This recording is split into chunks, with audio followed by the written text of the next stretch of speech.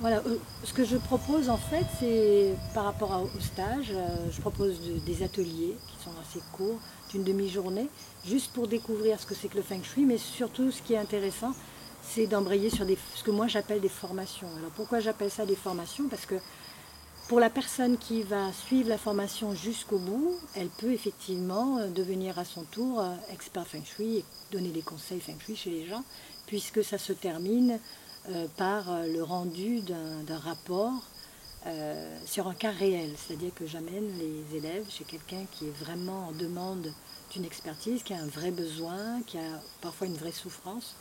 Et les élèves doivent travailler sur le cas en question. Moi, je corrige ces rapports et ensuite il y a un vrai rendu d'expertise à la personne qui s'est prêtée au jeu de cette expertise.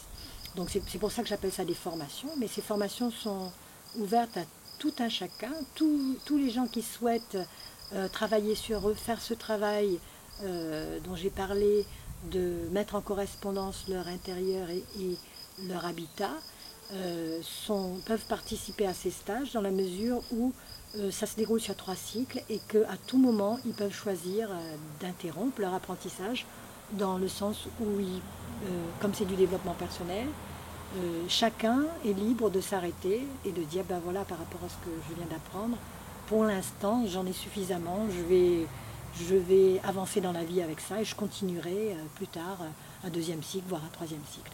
Mais le stage est en fait construit sur 3 cycles de manière à correspondre à nos 3 niveaux dont j'ai parlé, le corps, le sentiment, la pensée. Donc je pense que ces 3 niveaux, on les retrouve à nouveau dans le déroulé en 3 cycles que j'ai mis en place. Et même si ce sont des cycles qui sont assez, comment dire, assez chargés en connaissances, je compte beaucoup sur mes élèves pour mettre en pratique chez eux. C'est-à-dire que si on suit ces cours qui sont relativement denses sans pratiquer derrière, ça va être très difficile comment dire, à intégrer.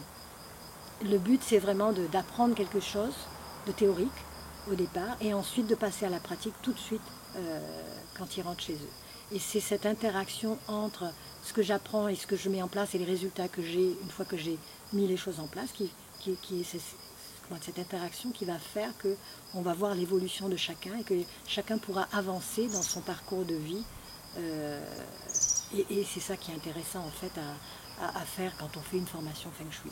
Vraiment, plutôt que d'avoir l'objectif, même si c'est un objectif qui peut être là en filigrane, de dire je veux devenir expert Feng Shui, mais en tout premier, ce qu'il faut, c'est d'avoir envie de travailler sur soi, d'avoir envie de changer son propre intérieur, d'avoir envie d'avancer sur cette voie avec le Feng Shui qui peut nous amener très loin si on sait le prendre de cette manière-là. Alors bien sûr, outre les formations, il y a bien sûr les expertises.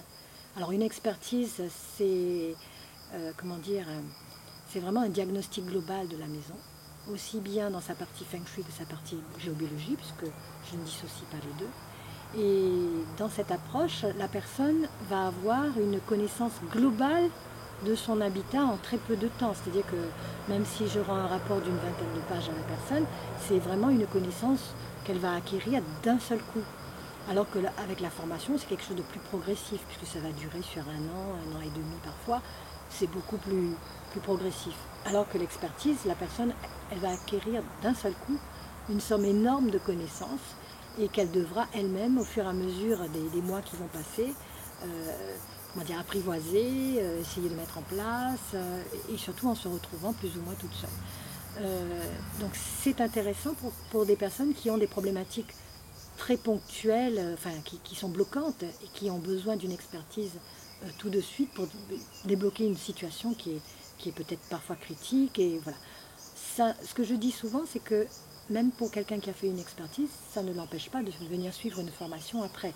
Et inversement, quelqu'un qui a fait une formation, ça n'empêche pas de me faire une expertise ou celui qui fait la formation, il fait que la formation, pas l'expertise, et celui qui fait l'expertise ne fait que ça. Il y a tous les cas de figure possibles.